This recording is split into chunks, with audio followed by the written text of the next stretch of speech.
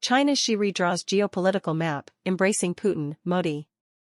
President Xi Jinping used a mix of bonhomie and economic allure this week to send Donald Trump a clear message: Beijing has too much global clout to be dictated by the U.S.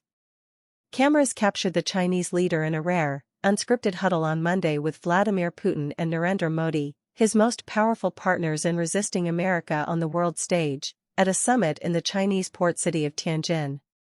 A striking scene considering that just a few months prior, New Delhi and Beijing were seen as rivals. Xi held the hand of his Indian counterpart while the three men laughed casually. The images were a victory for Xi's decade-long political project to build an alternative to the US-led world order. Hours after the trio gathered at the Shanghai Cooperation Organization event, Beijing signed a major gas pipeline deal with Moscow, rebuking Trump's efforts to use tariffs to prise India and China away from Russian energy purchases.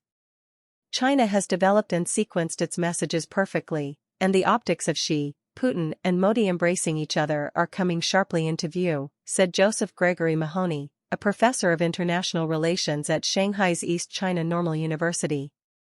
This week will be remembered as one in which the world shifted fundamentally. Trump has typically downplayed such groupings, including the so-called BRICS countries that also include Russia, India, and China, as overplaying their hand against the U.S. On Tuesday, he said he was not concerned at all about the meetings among Xi, Putin, and others from the weekend. "We have the strongest military in the world, by far," Trump said in a radio interview with Scott Jennings. "They would never use their military on us, believe me, that would be the worst thing they could ever do." Since taking power in 2012, Xi has methodically built up blocs outside the orbit of Washington's influence. While such groupings have often been dismissed as talking shops, Trump's trade war is giving them new purpose. To increase unity, Xi is offering economic incentives. The SCO is being kitted out with a new development bank, he announced as the group held its largest summit since being founded in 2001, without revealing details on funding. Brazil's Luiz Inácio Lula da Silva, meanwhile, plans to convene a snap virtual meeting of BRICS leaders Monday to discuss how to unite against Trump's trade policy, Bloomberg reported. As China unveils new hypersonic weapons and combat drones, Beijing will also demonstrate its growing military power at a parade on Wednesday that Putin and North Korean leader Kim Jong-un are expected to attend. Modi will not remain for that event. Even though U.S. Treasury Secretary Scott Bessent told Fox News that the SCO summit was largely performative, other observers believe that Xi has achieved a significant shift in the balance of diplomatic power. "The SCO summit was a clear victory for China's worldview," said Jeremy Chan, a senior analyst on the China and Northeast Asia team at Eurasia Group. Merging the SCO with China's celebration of the 80th anniversary of the end of World War II, not to mention Beijing's airbrushed interpretation of the war, shows how much China's talking points were adopted. The SCO's embrace of Beijing's position on global security issues shows Xi's growing sway, he added, noting the group's joint statement omitted any mention of Ukraine, while condemning attacks by the US and Israel against Iran. Rivalries among its members, such as India and Pakistan, as well as its narrow security focus, which has provided little material support, have historically hampered the SCO. The organization has failed to provide meaningful help during crises, including recent attacks on Iran.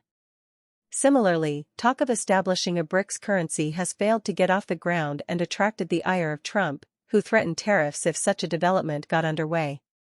This week is a diplomatic triumph for Beijing, but China is still years or decades away from neutralizing U.S. power in global finance, security, and technology, said Neil Thomas, a fellow on Chinese politics at Asia Society Policy Institute's Center for China Analysis.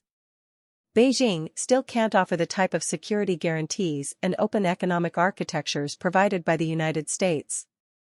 This year's China-chaired activities addressed some concerns. Xi announced a streamlined structure, merging observer and dialogue partner categories into a single partner designation to potentially improve decision-making.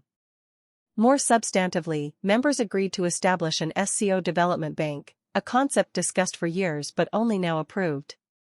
China is using the bank as a mechanism to cohere a geopolitical grouping, as we've seen it do before with the new development bank for the BRICS, said Christopher Better, Deputy China Research Director at Gafkel Dragonomics, adding that it could prove to be substantive. There's no contradiction to view it as both a geopolitical tool and an institution that could deliver real benefits to people.